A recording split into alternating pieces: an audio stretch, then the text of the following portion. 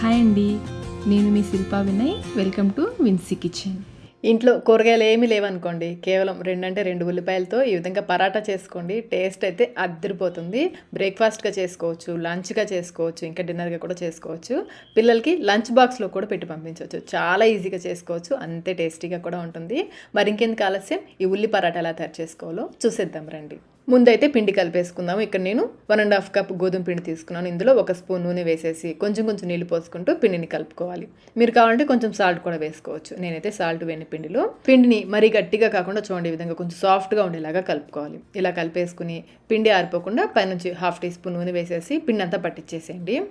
ఈ పిండిని ఒక 15 నిమిషాల పాటు నాననివ్వాలి. ఇది నానేలోపు మనం లోపల స్టఫింగ్ తయారు చేసుకుందాము.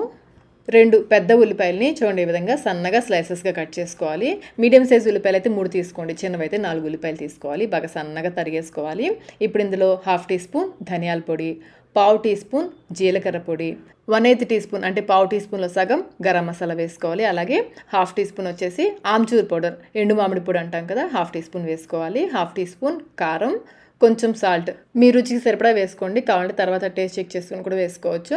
అలాగే 1 టేబుల్ స్పూన్ కసూరి మేతి కూడా వేసేసుకుని ఉల్లిపాయలని బాగా ప్రెస్ చేస్తూ కలుపుకోవాలి. కొంచెం గట్టిగా ప్రెస్ చేస్తూ కలుపుకోవాలి. మనకి ఉల్లిపాయలో నుంచి నీరు బయటకు వస్తుంది. చూడండి, ఈ విధంగా కొంచెం గట్టిగా ప్రెస్ చేస్తూ కలుపుకోవాలి.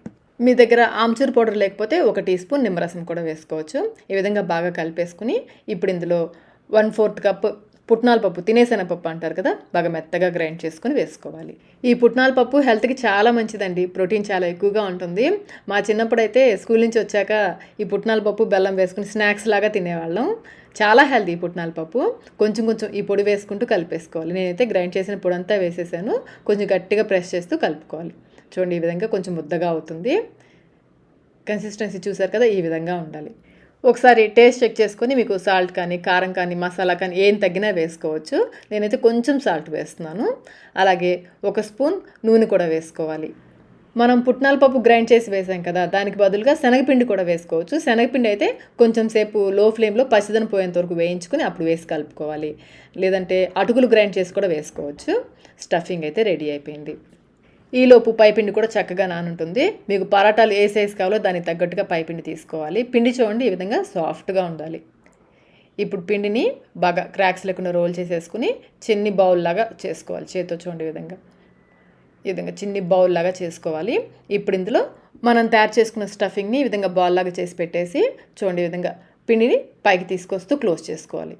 స్టఫింగ్ని కొంచెం లోపలికి తోస్తూ పిండిని కొంచెం పైకి తీసుకొస్తూ పైన వచ్చిన ఈ ఎక్స్ట్రా పిండిని చూడండి, ఈ విధంగా దగ్గరగా చేసేసుకోవాలి.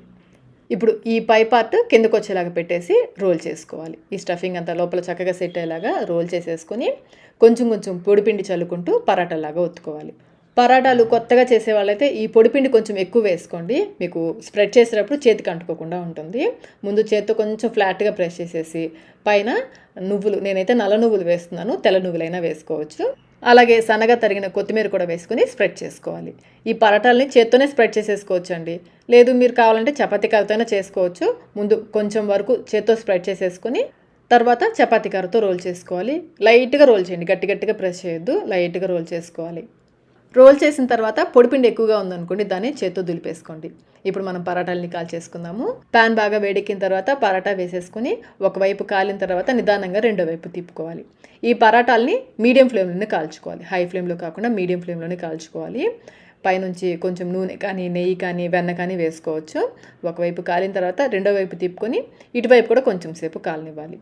రెండు వైపులా కూడా కొంచెం నూనె వేసేసుకుంటూ అంతా స్ప్రెడ్ చేసేసుకుని బాగా ఎర్రగా కాలనివ్వాలి.